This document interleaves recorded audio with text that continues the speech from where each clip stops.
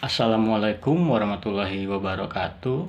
Eh, Nama saya M. Lutfi Irawan dengan NPM 17120112005.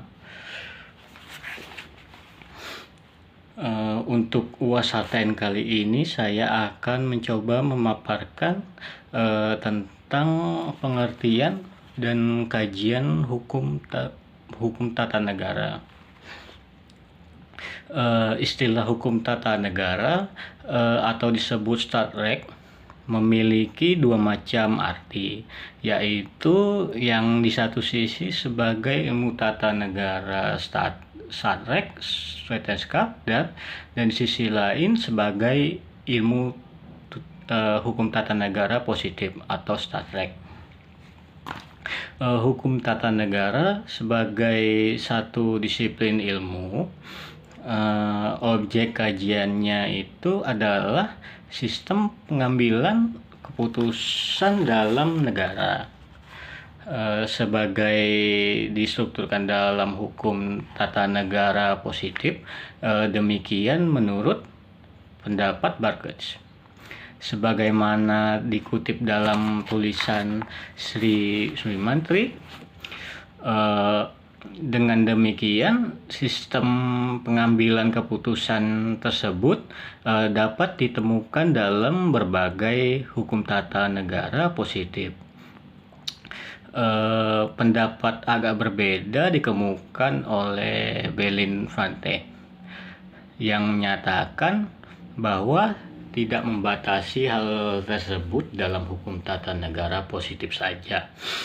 Dengan perkataan lain, yang tidak diatur dalam hukum tata negara positif pun itu merupakan objek penyelidikan ilmu hukum tata negara. Sebagai contoh dapat dikemukakan di kali ini itu seperti pembentukan kabinet. Setelah pembentukan kabinet, diangkat oleh kepala negara, badan tersebut melaksanakan tugasnya menyusun kabinet. Hal inilah yang menjadi objek penyelidikan ilmu hukum tata negara.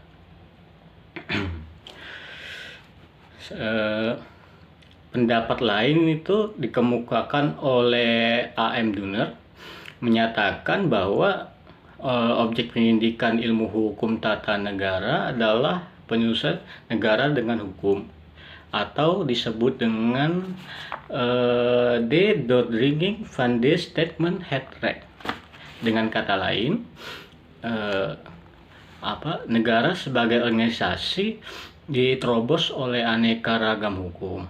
Sedangkan dalam konteks hukum tata negara sebagai hukum tata negara positif, mempunyai berbagai banyak sumber hukum seperti hukum tertulis, hukum tidak tertulis, jurisprudensi, dan pendapat pakar yang berpengaruh.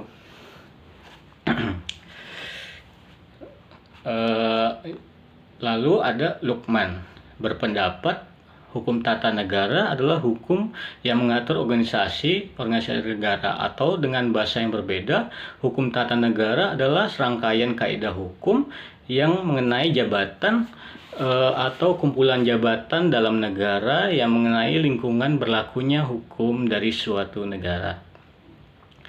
Hukum tata negara sebagai ilmu sendiri yang membahas struktur ketatanegaraan dalam arti statis,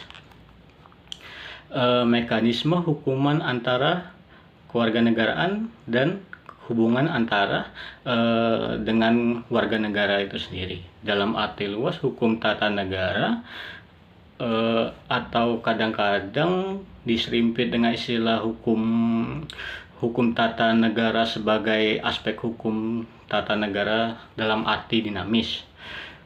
Jika tata negara memutuskan perhatian terhadap struktur statis dari negara, hukum administrasi negara membahas aspek dinamika dari organisasi negara atau proses bergeraknya fungsi-fungsi organisasi negara itu dalam bentuk tata urutan yang bisa disebut dengan proses administratif. Distingsi atau pembeda hukum tata negara dengan ilmu hukum lain yang masih serumpun dengan ilmu hukum tata negara yang bersifat umum. Dalam arti tidak terbatas pada satu negara dengan bidang hukum tata negara dari suatu negara. Dalam hal ini, hukum tata negara Indonesia. Dibedakan pula antara hukum tata negara umum dengan hukum tata negara positif. Hukum tata negara umum atau pengantar hukum tata negara membahas teori-teori ketatanegaraan secara umum, sedangkan hukum tata negara positif hanya membahas konstitusi yang berlaku di Indonesia saja. Secara spesifik, dalam studi hukum tata negara terhadap cabang ilmu-ilmu yang lebih khusus yang melakukan telaah pembandingan antara berbagai konstitusi, yaitu hukum tata negara berbanding atau ilmu perbandingan hukum tata negara. Adapun tujuan metode perbandingan ini itu di satu sisi untuk membandingkan dua atau lebih konstitusi ya, berbagai negara guna menemukan prinsip-prinsip hukum tata negara. Di sisi lain untuk membandingkan satu konstitusi yang ditelaah dengan konstitusi lain atau konstitusi negara yang lain untuk memahami lebih mendalam tentang konstitusi yang telah ditelaah. Berdasarkan yang saya jelaskan dapat dipahami bahwa hukum tata negara memiliki keunikan yang dari ilmu hukum-hukum jenis lainnya, dan sekaligus di dalamnya memiliki perbedaan yang terang dengan ilmu-ilmu lain yang serumpun. Mungkin cukup sampai di situ yang akan saya jelaskan. Assalamualaikum warahmatullahi wabarakatuh.